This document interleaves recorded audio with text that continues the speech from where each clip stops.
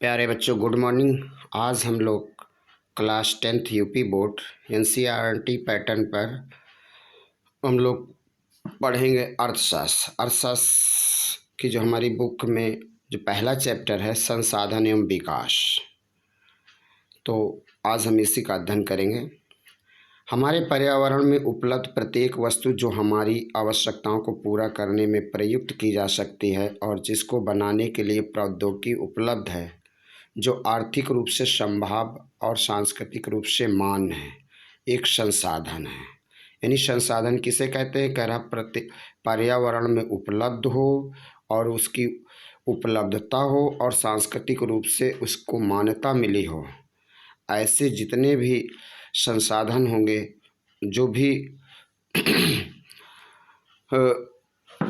उपलब्धता होगी, उसे हम संसाधन कहेंगे। यानी हमारे पर्यावरण में उपलब्ध प्रत्येक वस्तु जो हमारी आवश्यकताओं को पूरा करने में प्रयुक्त है, यानी पर्यावरण में उपलब्ध प्रत्येक वह वस्तु जो हमारी आवश्यकताओं को पूरा करे और जिसको बनाने के लिए हमारे पास टेक्नोलॉजी हो, प्रौद्योगिकी हो और जो आर्थिक रूप से जिसकी उपलब्धता संभव हो और सांस्कृतिक रूप से जो मान्य हो, उसे हम संसाधन कहेंगे।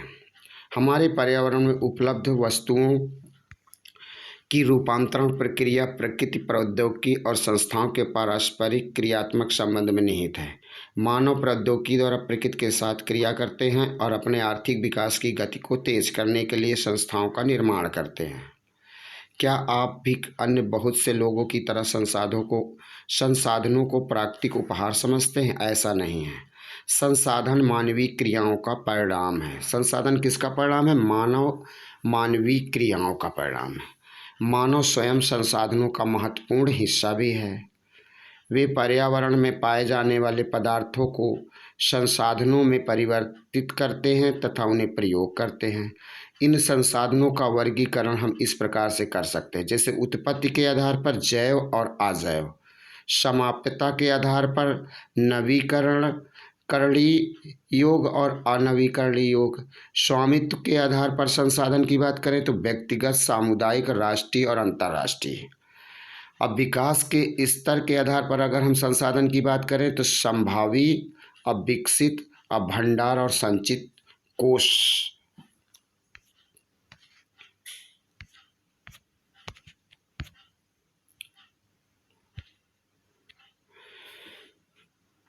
संसाधनों के प्रकार उत्पत्ति के आधार पर जैव संसाधन। इन संसाधनों की प्राप्ति जीवमंडल से होती है और इनमें जीवन व्याप्त है। यानी जो जैव संसाधन होता है उनकी प्राप्ति जीवमंडल से होती है और इनमें जीवन व्याप्त होता है, जैसे मनुष्य, वनस्पति जात, प्राणी जात, मत्स्य जीवन, पशुधन इत्यादि। अजैव संसाधन की बात करें तो वे सारे संसाधन जो निर्जीव वस्तुओं से बने हैं अजैव संसाधन कहलाते हैं। उदाहरण के लिए चट्टानें और धातुएं। समाप्यता के आधार पर की अगर बात करें तो नवीकरणीय संसाधन मीन्स वे संसाधन जिन्हें भौतिक, रासायनिक या यांत्रिक प्रक्रियाओं द्वारा नवीकृत या पुनः उत्पन्न किया जा सकता है। उन्हें नवीकरणीय योग अथवा पुनः पूर्ति योग संसाधन कहा जाता है। उदाहरण के लिए सौर तथा पवन ऊर्जा, जल, वन व वन्य जीवन। इन संसाधनों को सतत अथवा प्रवाह संसाधनों में विभाजित किया गया है।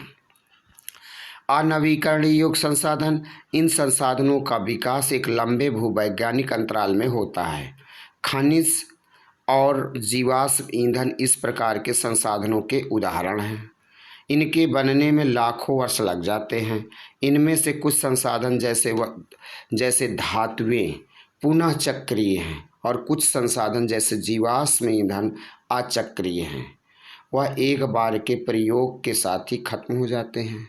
स्वामित्व के आधार पर संसाधन की बात करें तो व्यक्तिगत संसाधन निजी व्यक्तियों के स्वामित्व में भी होते हैं। बहुत से किसानों के पास सरकार द्वारा आवंटित भूमि होती है, जिसके बदले में वे सरकार को लगान चुकाते हैं। गांव में बहुत से लोग भूमि के स्वामी भी होते हैं और बहुत से लोग भूमिहीन होते हैं। शहरों में लोग भूखंड, घरों व अन्य जायदाद के मालिक होते हैं। बाग, चारागाह, तालाब और कुओं का जल आदि संसाधनों के निजी स्वामित्व के कुछ उदाहरण हैं। अपने परिवार के संसाधनों की एक सूची तैयार करना होगा आपको। सामुदायिक स्वामित्व वाले संसाधन, वे संसाधन समुदाय के सभी सदस्यों को उपलब्ध होते हैं। गांव की शामिलात भूमि, चारण भूमि, शमशान भूमि, तालाब इत्यादि इस तरह की जो भूमि होती है वो सामुदायिक स्वामित्व वाले संसाधन कहलाते हैं। और नगरीय क्षेत्रों के सार्वजनिक पार्क, पिकनिक स्थल और खेल के मैदान वहाँ रहने वाले सभी लोगों के लिए सामुदायिक स्वामित्व वाले संसाधन हैं। राष्ट्रीय संसाधन की बात करें तो तकनीकी तौर पर देश में पाए जाने वाले सारे संसाधन राष्ट्रीय हैं। देश की सरकार को कानूनी अधिकार है कि वह व्यक्तिगत संसाधनों को भी आम जनता के हित में अधिग्रहित कर सकती है। आपने देखा होगा कि सड़कें, नहरें और रेल लाइनें व्यक्तिगत स्वामित्व वाले खेतों में बनी हुई हैं। शहरी विकास प्राधिकरण को सरकार ने भूमि अधिग्रहण का अधिकार दिया हुआ है। सारे खनिज पदार्थ, जल संसाधन, वन्य जीवन, राजनीतिक सीमाओं के अंदर सारी भूमि और 12 समुद्री मील यानी 22.2 किलोमीटर तक महासागरीय क्षेत्र, भूभागी समुद्र व इसमें पाए जाने वाले सब संसाधन राष्ट्र की संपदा है। अंतर्राष्ट्रीय संसाधन की बात करें तो कुछ अंतर्राष्ट्रीय संस्थाएं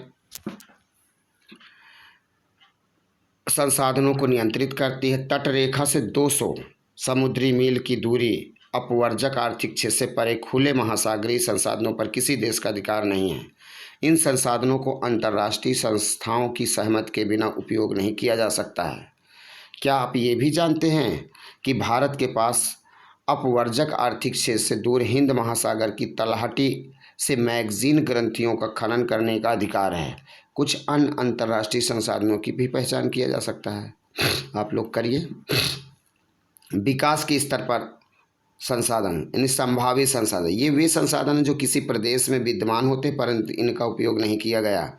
उदाहरण के तौर पर भारत के पश्चिमी भाग, विशेषकर राजस्थान और गुजरात में पवन और सौर ऊर्जा संसाधनों की अपार संभावना है, परंतु इनका सही ढंग से विकास नहीं हो पाया अभी तक।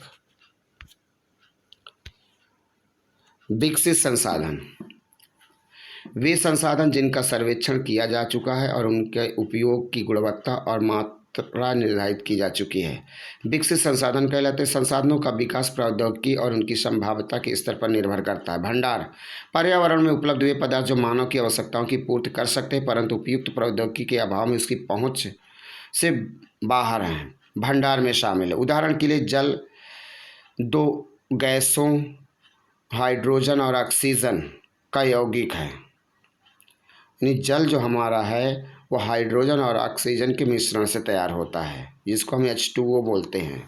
यानी H2O, H1 और O 2 पार्ट। हाइड्रोजन ऊर्जा का मुख्य स्रोत बन सकता है परंतु इस उद्देश्य से इसका प्रयोग करने के लिए हमारे पास उन्नत तकनीकी ज्ञात नहीं है।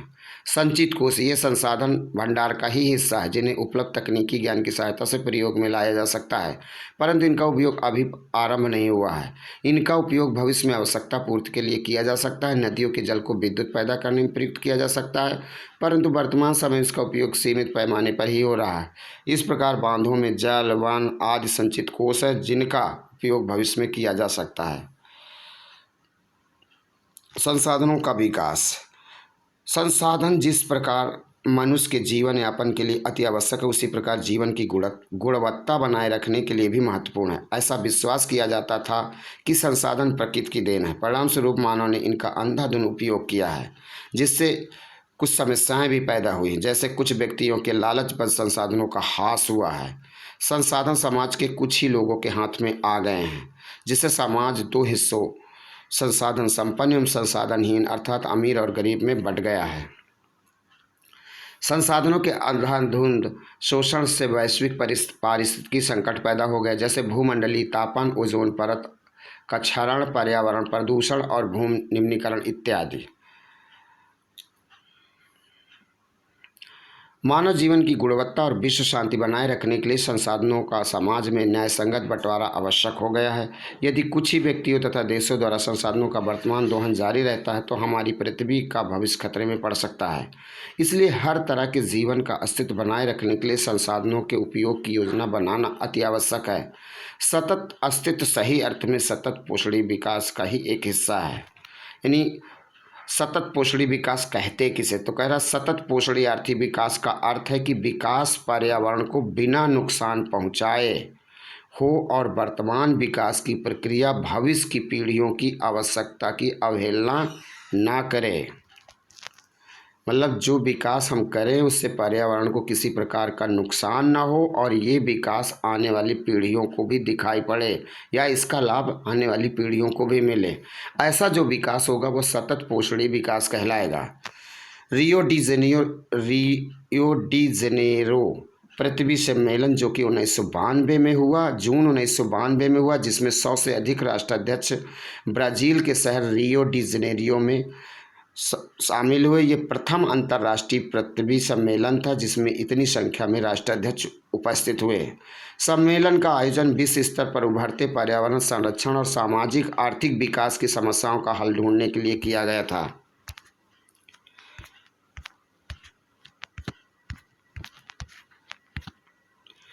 इस सम्मेलन में एकत्रित नेताओं ने भूमंडलीय जलवायु परिवर्तन और जैविक विविधता पर एक घोषणा कह रहा कि इस सम्मेलन में एकत्रित नेताओं ने भूमंडलीय जलवायु परिवर्तन और जैविक विविधता पर एक घोषणा पत्र पर हस्ताक्षर किया। रियो सम्मेलन में भूमंडलीय वन सिद्धांतों पर सहमत जताई और 21वीं शताब्दी में सतत पोषणीय विकास के लिए एजेंडा 21 को स्वीकृति प्रदान की गई। एजेंडा 21 क्या है? तो कह रहा यह एक घोषणा है जिसे 1992 में ब्राज़ील के शहर रियो डी जेनेरो में संयुक्त राष्ट्र पर्यावरण और विकास सम्मेलन यानी UNCED के तत्वाधान में राष्ट्राध्यक्षों द्वारा स्वीकृत किया गया था। इसका उद्देश्य भूमंडलीय सतत पोषणीय विकास हासिल करना है। यह एक कार्यसूची है जिसका उद्देश्य समान हितों, पारस्परिक आवश्यकताओं एवं सम्मिलित जिम्मेदारियों के अनुसार विश्व सहयोग के द्वारा पर्यावरणीय क्षति, गरीबी और रोगों से निपटना है। एजेंडा 21 का मुख्य उद्देश्य ये है कि प्रत्येक स्थानीय निकाय अपना स्थानीय एजेंडा 21 तैयार करे। संसाधन नियोजन। संसाधनों के विवेकपूर्ण उपयोग के लिए नियोजन एक सर्वमान्य रणनीति है। इसलिए भारत जैसे देश में जहां संसाधनों की उपलब्धता में बहुत अधिक विविधता है, ये और भी महत्वपूर्ण है। यहाँ ऐसे प्रदेश भी हैं जहाँ एक तरह के संसाधनों की प्रचुरता है परंतु दूसरे तरह के संसाधनों की कमी है। कुछ ऐसे प्रदेश भी हैं जो संसाधनों की उपलब्धता के संदर्भ में आत्मनिर्भर हैं और कुछ ऐसे भी प्रदेश हैं जहाँ महत्वपूर्ण संसाधनों की अत्यधिक कमी है। उदाहरण के लिए झारखंड, मध्य प्रदेश और छत्तीसगढ़ आदि प्रांतों में खनिजों और कोयलों के प्रचुर भंडार हैं। अरुणाचल प्रदेश में जल संसाधन प्रचुर मात्रा में पाए जाते हैं परंतु मूल विकास की कमी है। राजस्थान में पवन और सौर ऊर्जा संसाधनों की बहुतायत है लेकिन जल संसाधनों की कमी है। लद्दाख का शीत मरुस्थल देश के अन्य भागों से अलग थलग पड़ता है। यह प्रदेश सांस्कृतिक विरासत का धनी है परंतु यहाँ जल, आधारभूत अवसंरचना तथा कुछ महत्वपूर्ण खनिजों की कमी है। इसलिए राष्ट्रीय, प्रांतीय, प्रादेशिक और स्थानीय स्तर पर संतुलित संसाधन नियोजन की आवश्यकता है। भारत में नियोजन संसाधन नियोजन एक जटिल प्रक्रिया जिसमें निम्नलिखित सोपान हैं। देश के विभिन्न प्रदेशों में संसाधनों की पहचान कर उनकी तालिका बनाना, इस कार्य में क्षेत्रीय सर्वेक्षण, मानचित्र बनाना और संसाधनों का गुणात्मक एवं मात्रात्मक अनुमान लगाना व मापन करना। और दूसरा है संसाधन विकास योजनाएं लागू करने के लिए उपयुक्त प्रौद्योगिकी, कौशल और संस्थागत नियोजन ढांचा तैयार करना। तीसरा है संसाधन विकास योजनाओं और राष्ट्रीय विकास योजना में समन्वय स्थापित करना। कह रहा कि स्वाधीनता के बाद भारत में संसाधन नियोजन के उद्देश्य की पूर्ति के लिए प्रथम पंचवर्षीय योजना से ही प्रयास किए जा रहे हैं। किसी क्षेत्र के विकास के लिए संसाधनों की उपलब्धता एक आवश्यक शर्त है परंतु प्रौद्योगिकी और संस्थाओं में तदनुरूपी परिवर्तनों के अभाव में मात्र संसाधनों की उपलब्धता से ही विकास संभव नहीं है। देश में बहुत से क्षेत्र हैं जो संसाधन समृद्ध होते हुए भी आर्थिक रूप से पिछड़े प्रदेशों की गिनती में आते हैं। इसके विपरीत कुछ ऐसे प्रदेश भी हैं जो संसाधनों की कमी होते हुए भी आर्थिक रूप से विकसित हैं। क्या आप संसाधन संपन्न परंतु आर्थिक रूप से पिछड़े और संसाधन विहीन परंतु आर्थिक रूप से विकसित प्रदेशों के नाम बता सकते हैं? ऐसी परिस्थिति होने के कारण भी आपको बताना होगा। उपनिवेशन का इतिहास हमें बताता है कि उपनिवेशों में संसाधन संपन्न प्रदेश विदेशी आक्रमणकारियों के लिए मुख्य आकर्षण रहे हैं। उपनिवेश कारी देशों ने बेहतर प्रौद्योगिकी के सहारे उपनिवेशों के संसाधनों का शोषण किया तथा उन पर अपना आधिपत्य स्थापित किया। अतः संसाधन किसी प्रदेश के विकास में तभी योगदान दे सकते हैं जब वहाँ उपयुक्त प्रौद्योगिकी विकास और संस्थागत परिवर्तन किए जाएं। उपनिवेशन के विभिन्न चरणों में भारत ने इन सब का अनुभव किया है। अतः भारत में विकास समानता तथा संसाधन विकास लोगों के मुख्यतः संसाधनों की उपलब्धता पर ही आधारित नहीं था, बल्कि इसमें प्रौद्योगिकी, मानव संसाधन की गुणवत्ता और ऐतिहासिक अनुभव का भी योगदान रहा है। संसाधनों का संरक्षण। संसाधन किसी भी तरह के विकास में महत्वपूर्ण भूमिका निभाते हैं, परंतु संसाधनों का विवेकपूर्ण उपभोग और अति उपयोग के कारण कई सामाजिक, आर्थिक और पर्यावरणीय समस्याएं पैदा हो सकती हैं।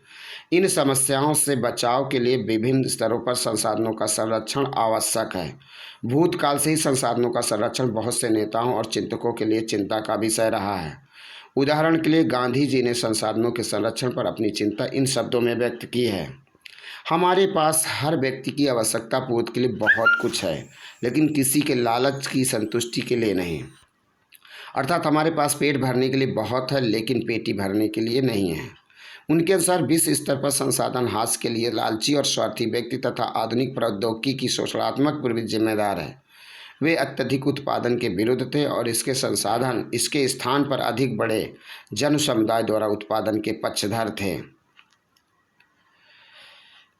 अंतर्राष्ट्रीय स्तर पर व्यवस्थित तरीके से संसाधन संरक्षण की वकालत 1968 में क्लब ऑफ रोम ने की। तत्पश्चात 1974 में सुमेसर ने अपनी पुस्तक स्मॉल इज़ ब्यूटीफुल में इस विषय पर गांधी जी के दर्शन की एक बार फिर से पुनरावृत्ति की है। 1987 में ब्रुंडटलैंड आयोग रिपोर्ट द्वारा वैश्विक स्तर पर संसाधन संरक्षण में मूलाधार योगदान किया गया।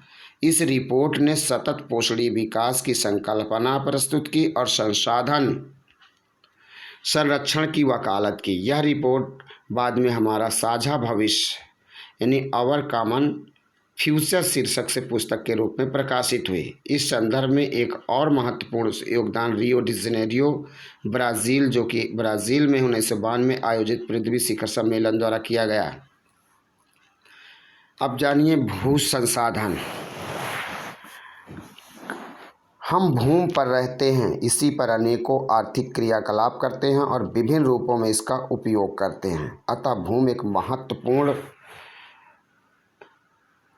भूमि एक बहुत महत्वपूर्ण प्राकृतिक संसाधन है। प्राकृतिक वनस्पति, वन्य जीवन, मानव जीवन, आर्थिक क्रियाएं, परिवहन तथा संचार व्यवस्थाएं भूमि पर ही आधारित है, परंतु भूमि एक सीमित संसाधन है। इसलिए उपलब्ध भूमि का विभिन्न उद्देश्यों के लिए उपयोग सावधानी और योजनाबद्ध तरीके से होना चाहिए।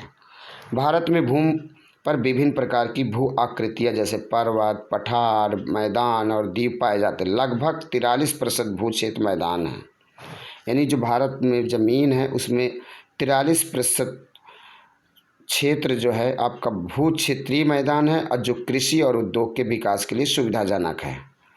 अब पर्वत पूरे भू क्षेत्र के 30% भाग पर विस्तृत हैं। वे कुछ बारहमासी नदियों के प्रवाह को सुनिश्चित करते हैं।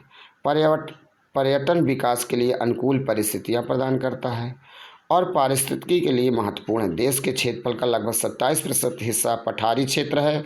इस क्षेत्र में खनिजों, जीवाश्म ईंधनों और वनों का अपार संचय कोष है। अगर हम इस आकृति के द्वारा देखें तो देख लीजिए, जो नीला है वो मैदान है जो कि 43% है, और ये आपका ब्राउन कलर का जो है ये पर्वत है, ये आपका 30% है, और जो येलो लिए हुए वाइट कलर में है ये आपका 27% हिस्सा है जो कि पठार है।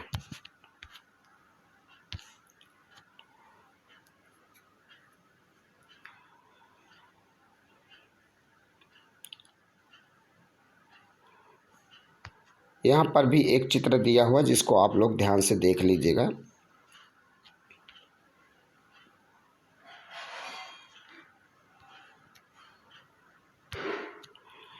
भू उपयोग। भू संसाधनों का उपयोग निम्नलिखित उद्देश्यों से किया जाता है, जैसे वन, कृषि के लिए अनुपलब्ध भूमि। कृषि के लिए अनुपलब्ध भूमि कैसे, जैसे बंजर तथा कृषि अयोग्य भूमि। गैर कृषि प्रयोजनों में लगाई गई भूमि, जैसे इमारतें, सड़क, उद्योग इत्यादि के लिए। और तीसरा हमारा परती भूमि के अतिरिक्त अन्य कृषि अयोग्य भूमि, जैसे स्थायी चारागाहें तथा अन्य गोचर भूमि, विविध वृक्षों, वृक्ष फसलों तथा उपवनों के अधीन भूमि जो शुद्ध बोए गए क्षेत्र में शामिल नहीं है। कृषि योग्य बंजर भूमि जहाँ 5 से अधिक वर्षों से खेती ना की गई हो। परती भूमि, वर्तमान परती जहाँ एक कृषि वर्ष या उससे कम समय से खेती ना की गई हो। वर्तमान भी कर वर्तमान परती भूमि के अतिरिक्त अन्य परती भूमि या पुरातन परती जहाँ 1 से 5 कृषि वर्ष से खेती ना की गई हो। शुद्ध बोया गया क्षेत्र, एक कृषि वर्ष में एक बार से अधिक बोए गए क्षेत्र को शुद्ध बोए गए क्षेत्र से जोड़ दिया जाए तो वह सकल कृषि क्षेत्र कहलाता है। भारत में भू उपयोग प्रारूप, भू उपयोग को निर्धारित करने वाले तत्वों में भौतिक कारक जैसे भू आकृति, जलवायु और मृदा के प्रकार तथा मानवीय कारक जैसे जनसंख्या, घनत्व, प्रौद्योगिकी क्षमता, संस्कृति और परंपराएं इत्यादि शामिल हैं। भारत का कुल भौगोलिक क्षेत्रफल 32.8 लाख वर्ग किलोमीटर है। कितना है? 32.8 लाख वर्ग किलोमीटर, परंतु इसके 93% भाग के ही भू उपयोग आंकड़े उपलब्ध है, क्योंकि पूर्वोत्तर प्रांतों में असम को छोड़कर अन्य प्रांतों के सूचित क्षेत्र के बारे में जानकारी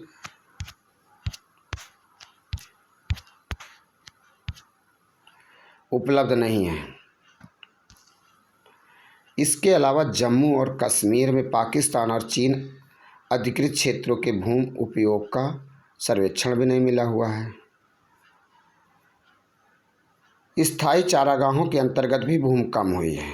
पशुधन की इतनी बड़ी संख्या के लिए चारा उपलब्ध कराने में कैसे समर्थ होंगे और इसके क्या परिणाम होंगे। वर्तमान परती भूमि के अतिरिक्त अन्य परती भूमि अनुपजाऊ है और इन पर फसलें उगाने के लिए कृषि लागत भूमि ज़्यादा है, अतः इस भूमि में 2 या 3 वर्षों में इनको 1 या 2 बार बोया जाता है और यदि इसे शुद्ध यानी निवल बोए गए क्षेत्र में शामिल कर लिया जाता है तब भी भारत के कुल संचित क्षेत्र के लगभग 54% हिस्से पर ही खेती हो सकती है। शुद्ध यानी निवल बोए गए क्षेत्र का प्रतिशत भी विभिन्न राज्यों में भिन्न भिन्न है। पंजाब और हरियाणा में 80% भूमि पर खेती होती, परंतु अरुणाचल प्रदेश, मिजोरम, मणिपुर और अंडमान निकोबार द्वीप समूह में के 10% से भी कम क्षेत्र बोया कृषि योग्य भूमि है। इन राज्यों में शुद्ध यानी निवल बोए गए क्षेत्रों के कम अनुपात के लिए उत्तरदायी कारणों को हम ज्ञात करेंगे या ज्ञात कीजिए, आप लोग ज्ञात करिए। कह रहा कि हमारे देश में राष्ट्रीय वन नीति 1952 द्वारा निर्धारित वनों के अंतर्गत 33% भौगोलिक क्षेत्र वांछित है। कह रहा जो हमारी वन नीति है, राष्ट्रीय वन नीति 1952 के द्वारा कम से कम कुल भू क्षेत्र का 33% एरिया पर क्या होना चाहिए? वन क्षेत्र होना चाहिए, जिसकी तुलना में वन के अंतर्गत क्षेत्र काफ़ी कम है। वन नीति द्वारा निर्धारित यह सीमा पारिस्थितिकी संतुलन बनाए रखने के लिए आवश्यक है। वन क्षेत्रों के आसपास रहने वाले लाखों लोगों की आजीविका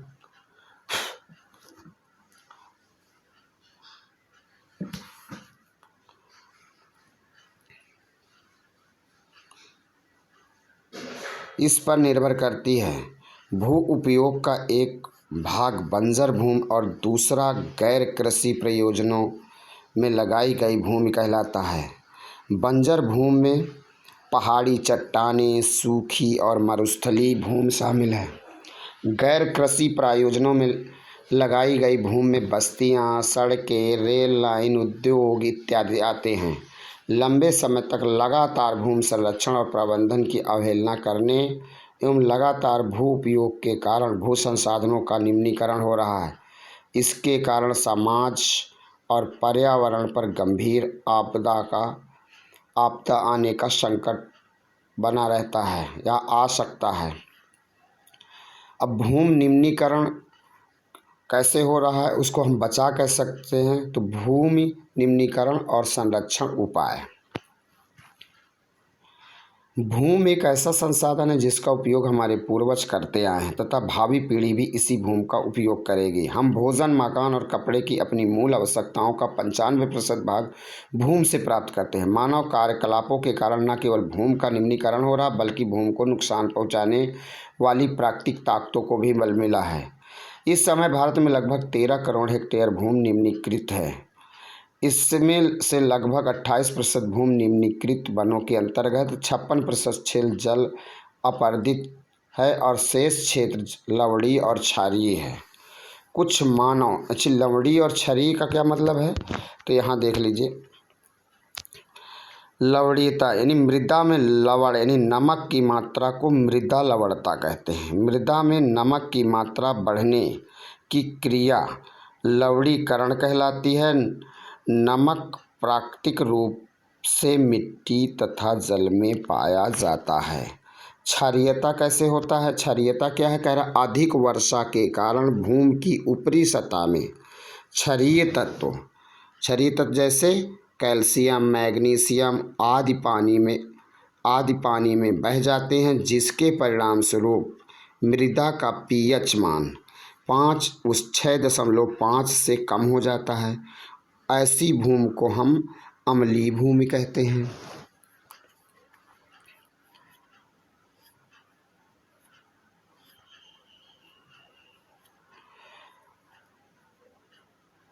इस समय भारत में लगभग 13 करोड़ हेक्टेयर भूमि निम्नीकृत है। इसमें से लगभग 28% भूमि निम्नीकृत वनों के अंतर्गत, 56% क्षेत्र जल अपरदित है और शेष क्षेत्र लवणीय और क्षारीय है।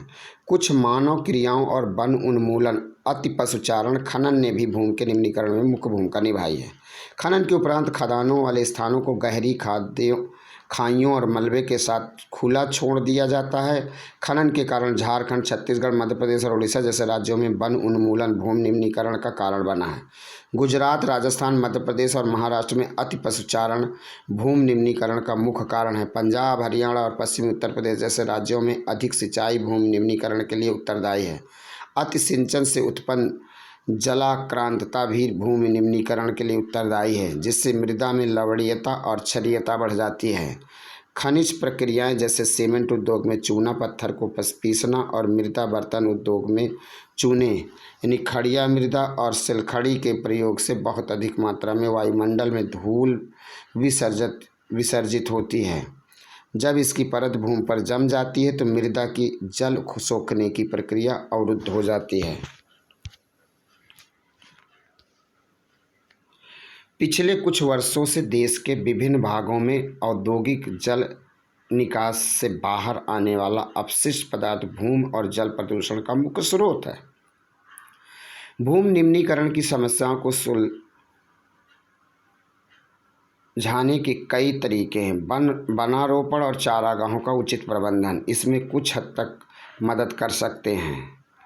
पेड़ों की रक्षक मेखला, पशुचारण नियंत्रण और रेतीली टीलों को कांटेदार झाड़ियां लगाकर स्थिर बनाने की प्रक्रिया से भी भूमि कटाव की रोकथाम शुष्क क्षेत्रों में की जा सकती है। बंजर भूमि के उचित प्रबंधन, खनन नियंत्रण और औद्योगिक जल को परिष्करण के पश्चात विसर्जित करके जल और भूमि प्रदूषण को कम किया जा सकता है। मृदा संसाधन।